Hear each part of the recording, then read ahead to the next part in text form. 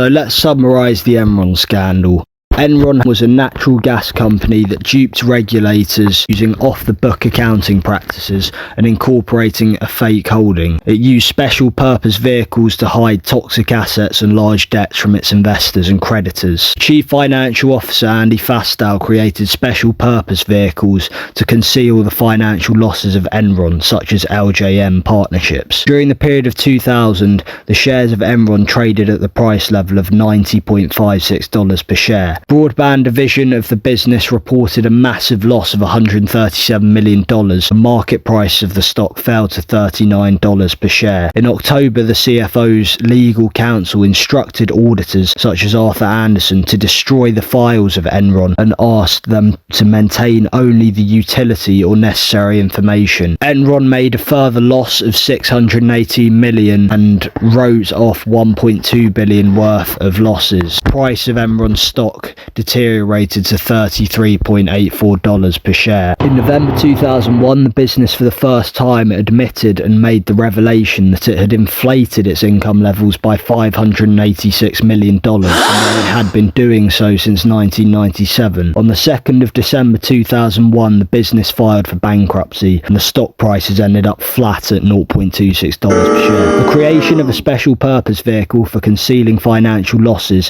and a pile of financial debt, known as mark-to-market accounting, as an accounting concept is an excellent method to value securities, but such a concept becomes a disaster when applied to the actual business. The lack of corporate governance in Enron Corporation was ultimately what led to its downfall. The malpractice of the off-the-balance mechanism created Enron a special economic vehicle to hide the massive external debt from its stakeholders. The special purpose vehicle was utilised to conceal the realities of accounting rather than focus on the operating results. The corporation transferred some portion of the assets that had rising marketable value to the special economic vehicle, and in return it took cash or notes. Special purpose vehicle then utilised such stock to hedge an asset present on its balance sheet of Enron. It ensured that a special purpose vehicle reduced the counterparty risk. Formation of special purpose vehicles cannot be termed illegal. Compared with the securitization techniques relating to debt, it could be termed as bad. Historical cost accounting was replaced with mark-to-market accounting. Mark-to-market accounting is a practice that reports the fair market value of the liabilities and assets for a given duration of that financial period, with the term fair being subjective.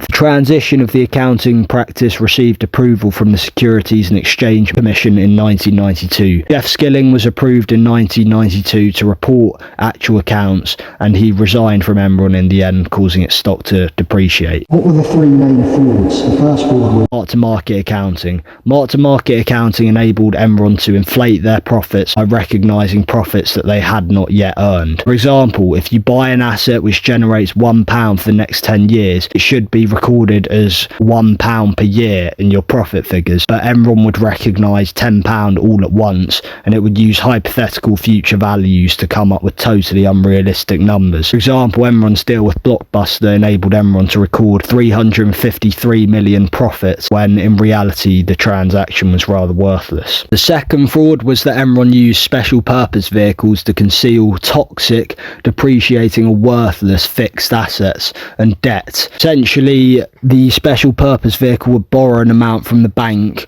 instead of using Enron to borrow money from the bank, which would show up as a liability, and so the special purpose vehicle would use Enron's stock, which Enron had sold to this entity, as collateral to the bank to essentially secure the cash, which it would then use to purchase worthless, depreciating assets from Enron, hide Enron's losses. Enron was making losses, Enron needed cash and to present profits which it hadn't made. So it needed to cash in to fraudulently describe profits which weren't being made. But how does it get the cash in without showing that it owes money back? Well, essentially, Enron created special purpose vehicles such as LJM and Chu Partners. The special purpose vehicle would borrow money from the bank using Enron stock or assets as security, because Enron sold its stock to the special purpose vehicle. The special purpose vehicle then pays this cash to Enron for depreciating or worthless assets, such as a Nigerian barge, Enron would then be able to conceal the liability from the amount that it borrows through the special purpose vehicle, as well as concealing its depreciating fixed assets. Third and final fraud Enron used was export fraud, exporting electricity. Arthur Andersen turned a blind eye to Enron's fraudulent trading practices because they were being paid £50,000 a year in consultancy contracts. Essentially, Enron would export electricity out of California, causing power cuts, and when you create a supply shortage, electricity prices will rise.